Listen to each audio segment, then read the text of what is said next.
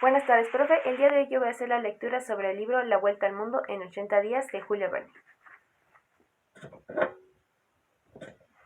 Para el año de 1872, la casa número 7 de Savile Row en Burlington Gardens, donde murió Sheridan en 1814, se encontraba habitada por Phileas Fogg, uno de los más notables y singulares miembros del Reform Club de Londres, a pesar de su aparente interés en no hacer nada que llamase la atención.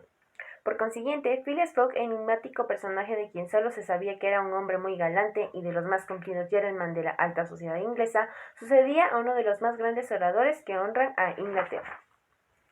Se decía que tenía cierto parecido con Lord Byron en lo que a su cabeza se refiere, porque en cuanto a los pies no tenía defecto alguno, pero a un Byron de bigote y patillas, a un Byron imperturbable que hubiera vivido 1000 años sin envejecer. Phileas Fogg era inglés, ciertamente, pero quizá no había nacido en Londres. Jamás se le había visto en la bolsa ni en el banco, ni en ninguna de las oficinas mercantiles en el City. Ni las dárselas de los docks de Londres recibieron nunca un navío cuyo armador fuese Phileas Fogg. Su nombre no figuraba en ningún comité de administración y tampoco se había escuchado en un colegio de abogados.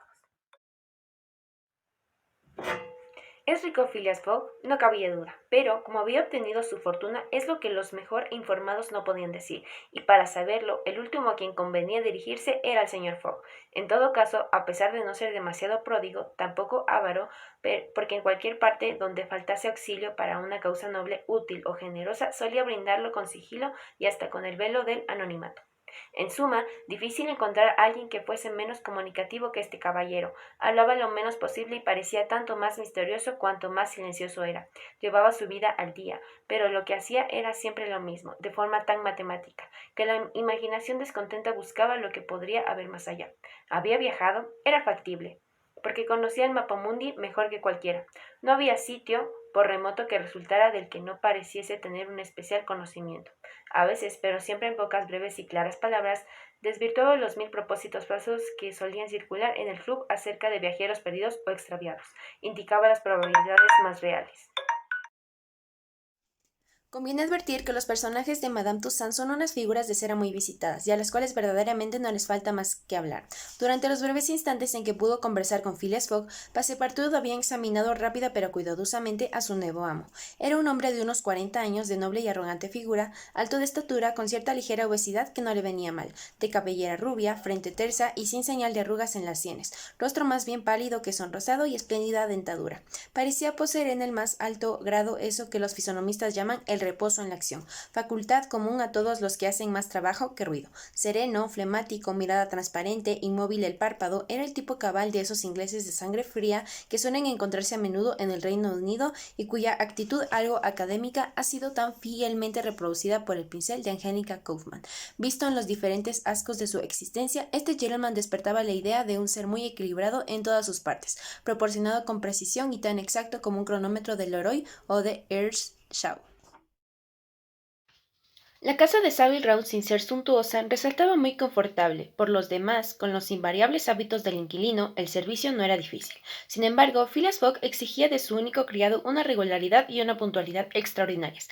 Aquel mismo día, 2 de octubre, Phileas Fogg había despedido a James Forster por la enorme equivocación de haberle llevado el agua para afeitarse a 84 grados Fahrenheit en vez de 86, y esperaba a su sucesor, que debía presentarse entre 11 y 11:30. Phileas Fogg, rectamente sentado en su butaca, los pies juntos como los de los soldados en formación, las manos sobre las rodillas, el cuerpo rígido, la cabeza erguida, seguía la marcha del minutero del reloj, complicado aparato que señalaba las horas, los minutos, los segundos, los días y años. Al dar las 11:30, el señor Fogg, según su cotidiana costumbre, debía salir de casa para ir al Reform Club. En aquel momento llamaron a la puerta de la casa en la que se encontraba Phileas Fogg.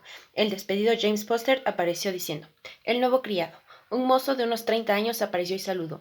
«¿Es usted francés y se llama John?», le preguntó Phileas Fogg. Passepartout, al dar las 2:30, se hallaba solo en la casa de Savile Row. Dio comienzo a la inspección de la misma. Recorrió desde la bodega al tejado, y aquella casa limpia, arreglada, severa, puritana, bien organizada para el servicio, le agradó. Le produjo la impresión de una cáscara de caracol alumbrada y calentada con gas, porque el hidrógeno carburado era suficiente para todas las necesidades de luz y calor. Passepartout halló sin gran esfuerzo en el segundo piso la habitación que le estaba destinada. Le gustó. Timbres eléctricos y tubos acústicos le ponían en comunicación con los aposentos aposentos del entresuelo y del principal. Encima de la chimenea había un reloj eléctrico en correspondencia con el que tenía Phileas Fogg en su dormitorio, y de esta manera ambos aparatos marcaban el mismo segundo en igual momento. Me gusta, decía para sí Passepartout. Observó también en una habitación una nota colocada encima del reloj. Era el programa del servicio diario. Comprendía desde las 8 de la mañana, hora reglamentaria en la que se levantaba Phileas Fogg, hasta las 11:30 en que dejaba su casa para ir a almorzar al club, con todos los detalles del servicio, el té con tostadas de las 8:23, el agua caliente para rasurarse.